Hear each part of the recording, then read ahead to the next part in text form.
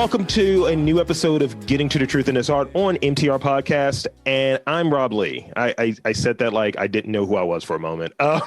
My guests today are Aladrian Wetzel and Christen Cromwell from the Two Strike Theater Collective. Welcome to the podcast.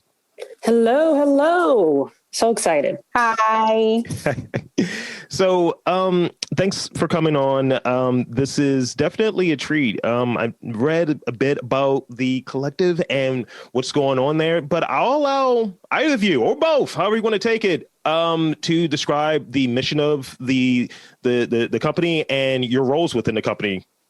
Sure. I guess I'll start. Again, my name is Aladrian Wetzel. I am the executive director of the collective, also kind of the makeshift communications manager, kind of jack of all trades, master of none. And our official mission for Two Strikes is to create art that is unapologetically Black femme-centric, to upset the white patriarchal status quo, and to provide creative outlets for Black women in the Baltimore community to express themselves through art. So bottom line is we're Black women. We want to help Black women. We want to make some awesome art. And that's kind of the whole purpose of us doing Two Strikes Theater Collective. Hey, I'm Christen Cromwell. I am the director of play development. One of the biggest things I've noticed being a theater artist in the Baltimore community is there is not a lot of support for Black actors and directors and playwrights. So not only a play development, I kind of started thinking in terms of education in theater. So that's also like a really big part. Like, yes, we are Black women. And also, have you ever felt like you wanted to be a theater artist, but you don't have the backing or the support? We got you.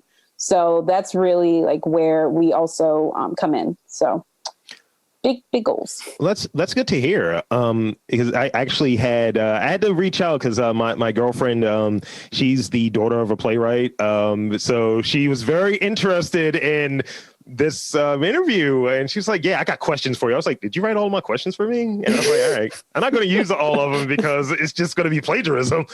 But so I may pepper in a few of those, but And feel free for both of you to just to jump in. I'm not going to like call names or anything along those lines, but either of you, what do you feel are key elements to a good play, or have you? And maybe that's just a wild question to ask, because sometimes I get accused of asking ball buster questions or what have you, and hard questions. But what do you think are key elements for a good play? I guess I'll start. So I know that we've read a lot of plays recently, like a lot. And this was before we started asking for submissions for our original play festival, the Brown Sugar Bake Off, which happened. It seems like so long ago because COVID is making time just like we're in like a warp. I don't know. So anyway, it was only a couple months ago we were reading submissions for our first virtual play festival. And of course, I've been reading plays for years, but I think the best plays that I've read, obviously, you have like the standard story structure where like you learned it in English class, like exposition, rising action, climax, all that stuff. Really, I think what the best plays do is all of those things. They pull you in a way that doesn't like tell you, well, this is the character, like this is our protagonist. It really like shows you in a way that you're just like, wow, that's theater, that's spectacle, like that's really stunning and that's creative.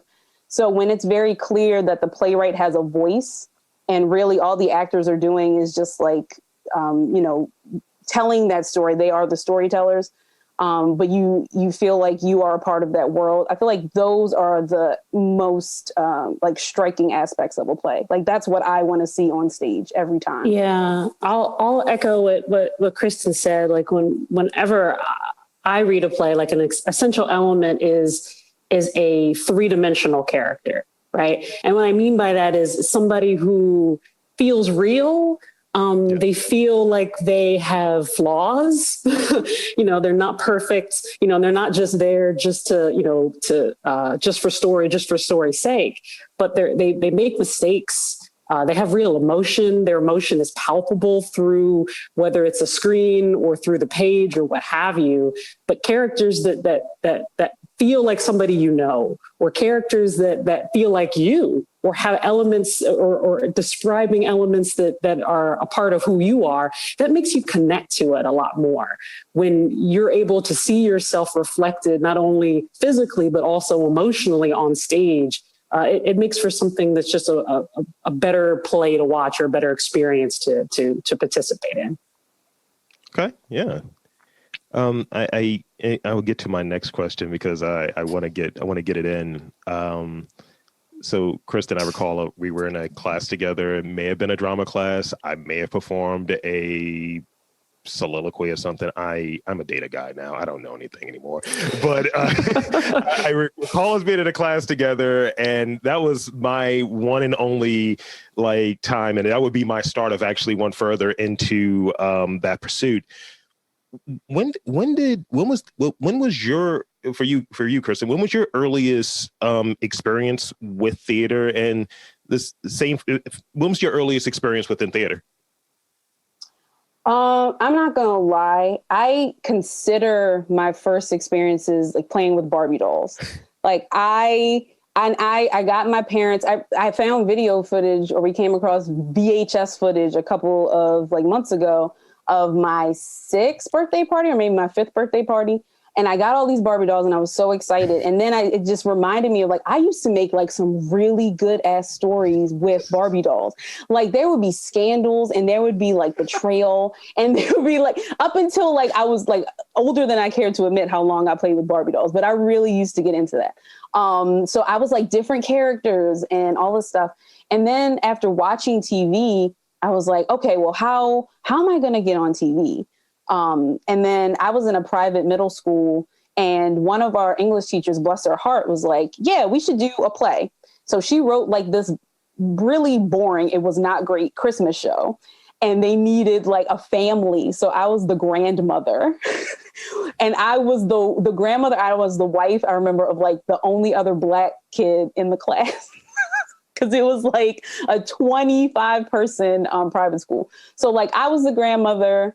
I guess my English teacher was like, yeah, when you're in class, when you read out loud, you read well. And I can hear what you're saying and you don't stutter. And I was like, great, awesome. So, so I got that support. And then when I got into high school, going to City, they were really trying to build the drama program there. So I was just as soon as you have a play, please let me know. And I hope it's not some crappy Christmas play. But I wanted to have the opportunity to play different characters. I really just like the idea of being Barbies and being able to create these different people or step out of myself. So that was why I wanted to do theater from as early as I can remember. Thank you. I dig that. Aladrian, how about yourself? So, I was a really shy child, when I was little, especially in elementary school. I didn't want to participate, raise my hand in class. I was very smart. I'm just a very quiet person by nature.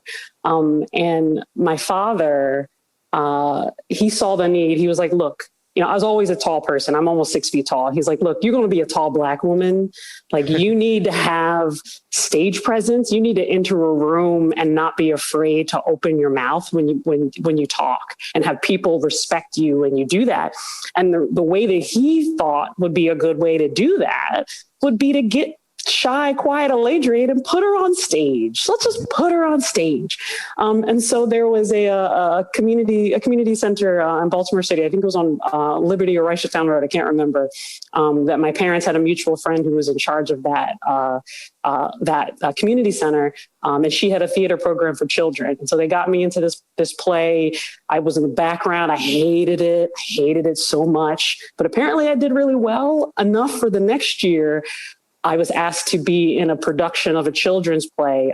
It's called When the Rattlesnake Sounds by Alice Childress. And I played Harriet Tubman.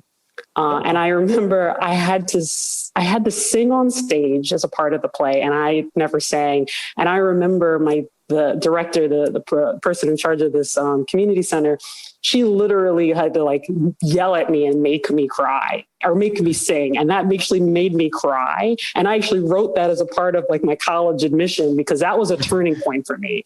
So she made me realize, I hate to say it, but she made me realize that sometimes you're going to have to get over your fear of things in order to be successful, in order to be better. And so from there, after that show, I fell in love with theater. I actually went to a magnet middle school, Suburb Magnet Middle School. That theater was my magnet, was my program.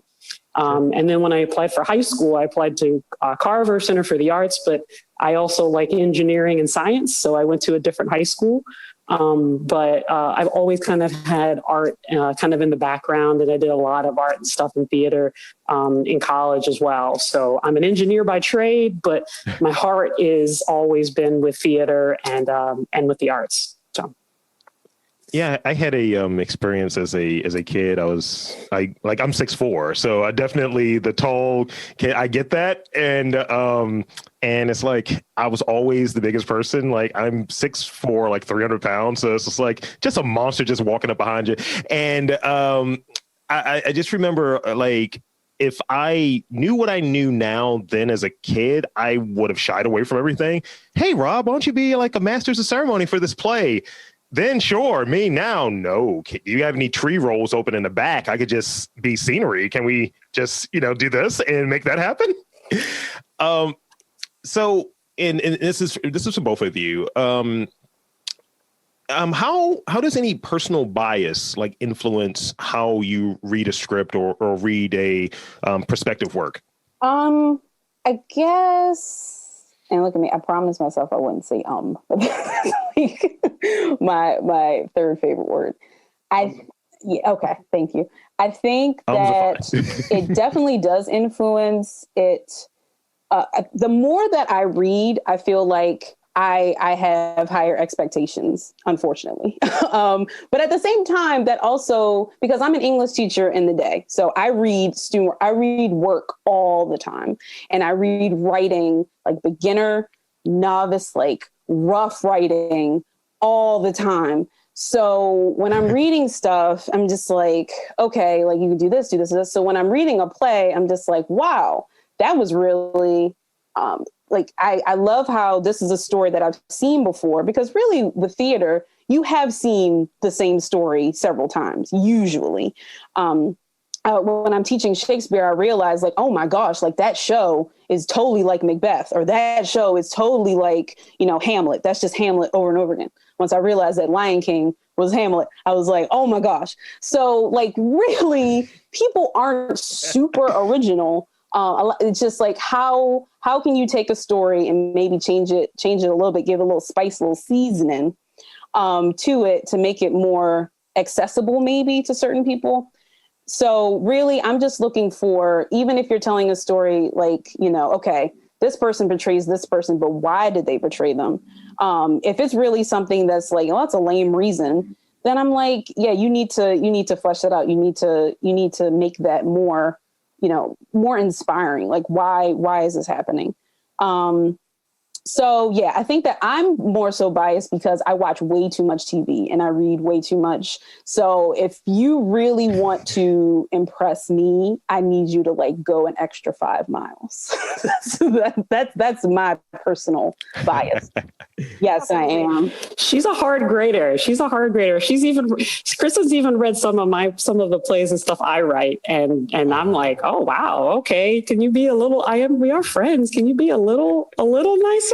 I just allow you to see a different perspective. Yeah. I'm not being because I'm way meaner to my students than I am to you. Because my students, I'm just like, no, that's just junk. But with Aladrian, I'm like, maybe you could do this. Maybe you should consider this. Right. Maybe. Well, I mean, I don't know what Christen said. I mean, when you're reading adult plays and the little bit I've started researching and reading about like dramaturgy and helping edit plays, and I'm a playwright, and so I've had dramaturgy or dramaturgs to review my writing, and the best way you get people to read and give you feedback is for it to be open-ended, right? So you don't want to put too much of your own bias and how you would write it, because there's been many times I've read other people's plays and I was like, oh, I would do something completely different. I would change this and move this. But that's not your play. So what you have to do is you have to ask them questions, ask them why questions. Why did you do this way? Why did you consider this character? Have you considered, doing it a different way? Like, open-ended questions that will allow them to make the decisions about what they want to do with their story and with their characters. And for me, since I'm an engineer, I like to see stories that progress in an interesting way. I also like plays that are that pull on the heartstrings. And I love a good play that's going to make me cry. Let's do it. Let's go for it. I'm a emo cancer. I'm all about it.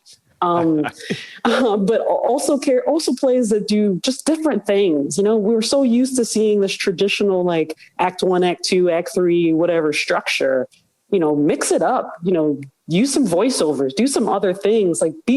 I want to see the creative pieces. So every time I go in, I read a play and I just see this really boring piece. I was like, oh, I have to remember not everyone likes to experiment as much as me. So I try to hold that down. But at the same time, every good story, as Christen said earlier, has the same elements. It's just making sure that you're able to help people kind of realize their full potential, however they can. I dig it. I think we have this habit here when it comes to consuming any version of media, whether it be play, whether it be television, whether it be music or what have you. I'm on the creator side most instances. And I just don't like people who just have their hot takes. It's just like a lot of takes. And my response is generally, where's yours? And just smugly, just where's yours? Because it's a lot of people who, a lot of people who just, I don't think are super talented that have a lot of things to say, and it gets in the way. Like, it may not be something that you're really into, but you can get something out of it. They're like, oh, I enjoyed this. This was interesting in this way, and so on. But people just, I didn't like this one thing, ergo it sucked. And you can't do that. You can't do it. So this is actually a question that came from my girlfriend. That's why it's written better than mine's. Since theaters have seasons, yeah. I'm curious as to how you choose the work that you're going to do for a given season. Okay. So, what we did last year, we really were kind of just building the block. So we had one festival, we called it the Brown Sugar Bake Off, where it was a play festival. We had 10 playwrights who wrote original works. We had people submit. I think we had about 60 or so people from around the country submit their plays, and they all had all the plays had ingredients or certain elements that were incorporated. One of which was a Black female protagonist, and another one was brown sugar, for example. I think a wig was one of them as well. So our goal is to try to obviously incorporate that, since it was so well received, to incorporate that in our future, iterations of our company and in our seasons. But I think for this first kind of full season that we're planning this year, and Christen can provide a little bit more detail, but we're really looking for just providing opportunities to new writers, being able to support people who want to tell their stories, utilize this sense of community that we want to put, that we are using. The reason why we put Two Strikes together is to have this community of Black women artists, right? So, for example, if we saw some really interesting plays in Brown Sugar Bake Off that might not have made the actual festival, why not pull one of those writers and use them, to collaborate and write something for this season, right? How can we grow and support not just writers, but new directors and actors? How can we support their art, and how can we, help them, fully realize, the stories that they want to tell? So that's kind of where we're headed with this season, in addition to focusing on, obviously, topics that relate to, being a Black woman. And I'll throw it over to Christen. She's got more. Yeah, I think there's so many conversations. Like, we are definitely taking in what's happening, and with so much more time now to kind of fully digest what's happening, with like things that are happening to like Lizzo and the conversation around like body positivity and Megan Thee Stallion and Protect Black Women. Like, and those are things, they're not new ideas. Right. Like, stop fat shaming, stop like killing Black women. It's really not something that has just like surfaced in 2020. Like, like maybe we should. Like, this has just definitely been something that's like, it's more like a monologue. It's like Black women are saying, we need protection. Black women are saying, like, shut the hell up about my body. You don't live here. It's not yours to comment on. But it's not so much of a dialogue as it should be. So we definitely want this season to be more of like, okay, here's like the different sides of the conversation. Which sides are you on? Or the sides of the conversation, and giving the playwrights the opportunity to write their perspectives. Because obviously there is no one answer. There is no one thought or idea or thinking process behind this. So with us in the collective, we obviously have what we want to say, but the reason why we probably haven't come up with solutions is because we haven't, given everybody the opportunity to kind of voice or prioritize those voices rather. So I know we talk a lot about that, like how can we prioritize Black women in theater, because it really has been non-existent up to this point. So like it's like you can see it in music and you can see it kind of starting to stem in movies and television, kind of. But in theater, it's just like there has really not been a place for us at all. So, yeah. And that kind of gets into the whole reason the company is named the way it's named, right? The company name came from this thing that I heard like years ago that said, as a Black woman, I'm born with 2 strikes against me. Right. Oh. I'm born as both a woman. Right. So I have the whole idea of this sexism and body shaming and all of this stuff. And then I'm also Black. So I've got racism and I have this whole history of, neglect and this history of being invisible. Black women are invisible in some aspects, a lot, very much so on the small stage. Right. In theater. And so we see perfect example of how, with the Georgia election, how Black women are not invisible anymore, right? From a political perspective, we've always been the backbone. It's important that our voices are heard. We have a lot of different kinds of stories that need to be told. It's time that people hear what we're saying, whether it's politically, whether it's on, in movies, in films, on stage, what have you. We have stories and it's time that they are put on a pedestal and are prioritized. Oh yeah, absolutely. If you need a problematic tree as background coverage or anything along those lines, I'm your guy. I can be a body shamer or something just for the cause, for the support of the cause. Like, what's up, sweet cheeks? What it is, and I don't know. Appreciate that, Rob. Really appreciate that. I'm here to help. And, it might be typecasting. I don't know, but I don't know. So Black women protagonists, could you both share some of your favorites? I read some stuff on the site. I had to put that in there. Yeah. I mean, I love Insecure. So Issa has always been my girl, and it's like Issa, and then I don't know if you've seen, Rob, the movie, it just came out over the last year. It's called The 40-Year-Old Virgin, or 40-Year-Old Version. It's on the watch list. Yeah, you should really, really watch it. The main character, really Rada, she's like nearing 40 years old, and she's just it's a really, really good play to watch. But Issa and Rada are my 2 favorites recently, and the reasons why is just because they're messy, right? They make mistakes. They're flawed. They try something and they're like, oh, I'm going to do it. This is going to be great. Everything's going to be wonderful, and then it sucks. And then they just have to figure it out, right? There's not a happy ending. There's not this like close, like little perfect gift and present that happens at the end of, the movies or end of the episodes. But that's life. You make mistakes, you try new things, you have successes, you have failures, and you live. And that's what I like most about those 2 Black women protagonists. Yeah, they're not magical Negroes also, which That like, is true. I I see it and I'm just like, ah. My favorite protagonist, I watched this a long time ago. I actually had to watch this in a film class in college and I was really happy. But anything with Pam Grier in it, so Jackie Brown I had to watch. And even though Quentin Tarantino, we have our problems now. A long time ago, I remember I was like, oh yeah, Quentin Tarantino's great. But yeah, now I'm 33 and I'm just like, But Jackie Brown is great. So Samuel Jackson, Chris Tucker, Pam Grier, like that is just, I love that movie. So anything with Pam Grier, I love the cast of Pose. I think the cast of Pose is great. That story, I really didn't know where it was going to go. Being produced by like the American Horror Story and like Glee people, I was just like, what is, how are they going to mess this up? But it was like consistent and it was great.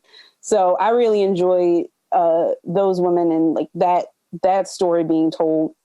And then lastly, I'm going to say Michaela Cole. Yes. In Chewing Gum. And Michaela Cole, in anything, honestly. But in Chewing Gum, that was when I first saw her. And that show is like absolutely ridiculous. Like, you think about Issa Rae when you think about insecure and weird and awkward, but Tracy in that show is like the epitome of awkward and weird and like, girl, what are you doing? Like, it's so good. Okay, so I have one more serious question, then one weird question. How would you characterize the Baltimore theater scene? From your perspective, what's that Baltimore theater scene? I've heard different things. I've had different people on here, but I want to get your individual takes. I'll let Christen go first. It's pretty dusty. We need to we gotta clean it.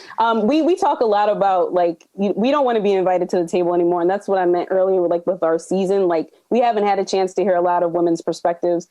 We talk about burning the table constantly and just sitting like crisscross applesauce and being like, all right, y'all, what do you want to do? Like, what do we need to do? What are the next steps? We need to take action.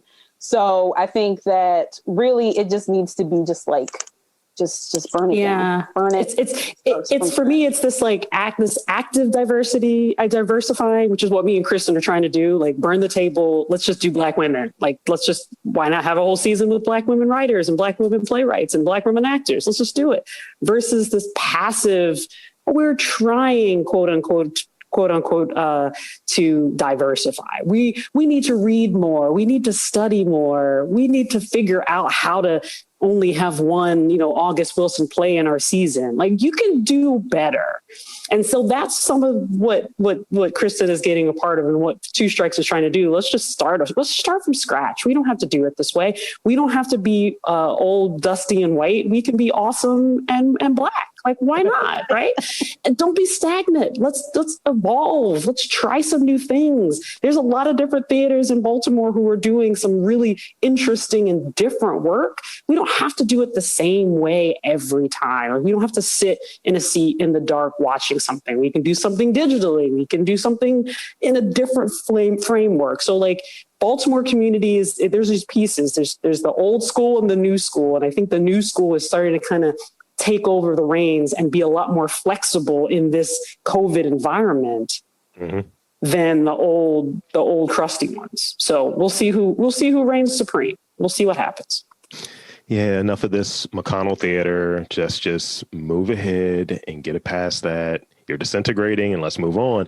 And it's just, you can do, it's just do it. Like, it's literally just that. Just do it. Just do the thing. It's just whatever the thing is, just do it. Yes. No, this is the bonus question, and I think it's hilarious. And it just came up as we were talking, but the bonus question, this is the final question of the night. And again, I want to thank you both for coming on. So this person has had a background and it cut their teeth in theater. On a scale of 1 to 10, rate the Wiggs and Tyler Perry films. I thought you'd appreciate that. Strangely, because wig again was one of the ingredients in the brown sugar bake off.